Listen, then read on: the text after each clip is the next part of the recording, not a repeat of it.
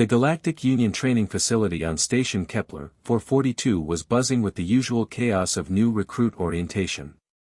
Over 300 species mingled in the massive atrium, their translators creating a symphony of overlapping conversations. Most kept their distance from the human contingent, the infamous Deathworlders whose reputation preceded them across 1,000 star systems. ZYX Thor of the Valkyrie Empire watched the humans with barely concealed disgust. His species had dominated the eastern spiral arm for millennia, their four-armed physiology and tactical genius making them legends in military circles. These soft, two-armed primates from Earth were a joke, he thought. Political correctness gone mad.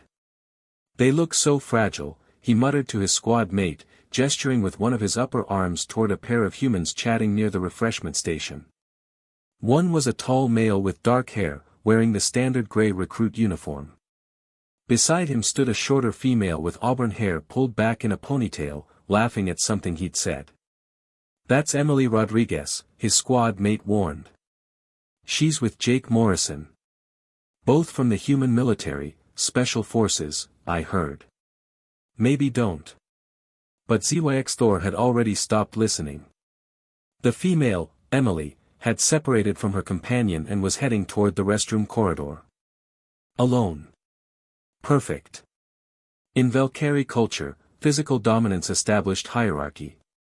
If he could prove these humans were as weak as they looked, he'd cement his position as alpha of the new recruits. He followed Emily into the corridor, his three-fingered hands flexing with anticipation. "Human," he called out, his translator rendering his words in crisp English. "Your kind doesn't belong here."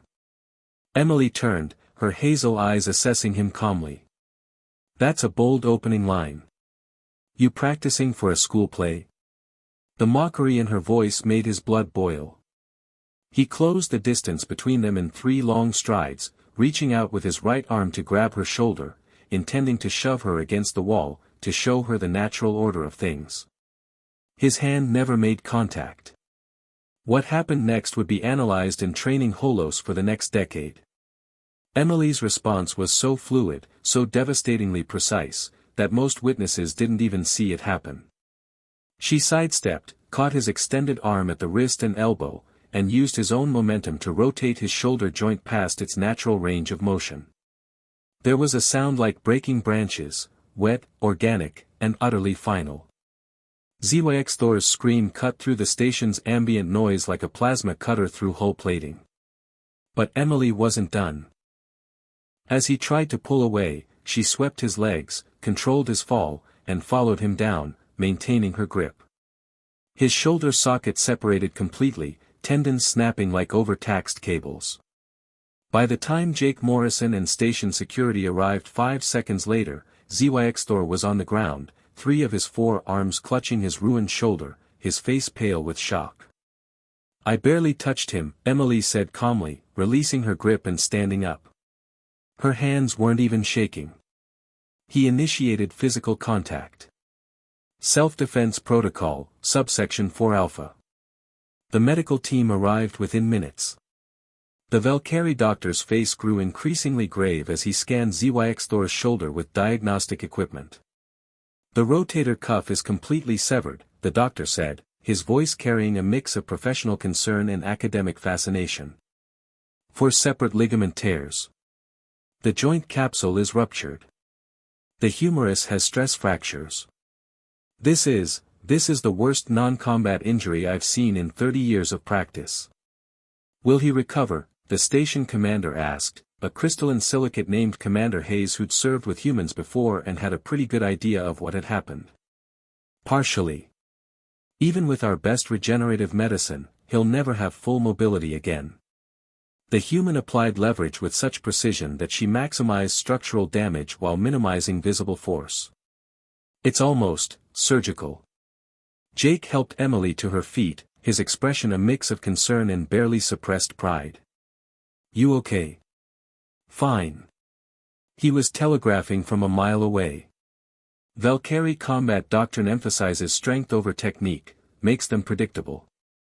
"You read his entire species' military doctrine?" Jake asked. There was a manual in the orientation packet. Figured I should do my homework. The story spread through the station like wildfire. By the next morning, every recruit knew what had happened. The humans, those soft, fragile Deathworlders, had been underestimated. Again. During the next day's assembly, Commander Hayes addressed the recruits. ZYX Thor sat in the front row, his arm in a complex regenerative brace, his earlier arrogance replaced with hollow-eyed humility. "Let me be clear," Hayes said, his crystalline voice resonating through the hull. "The human homeworld has 1.3 times standard gravity. Their atmospheric pressure would crush most of you. They evolved as persistence predators, they literally ran their prey to death across endless plains. Their bones are reinforced with calcium phosphate that can withstand impacts that would shatter yours. Their muscles contain more fast-twitch fibers per cubic centimeter than any known species. And perhaps most importantly, they've spent their entire evolutionary history killing each other with ever more creative methods." He paused, letting that sink in.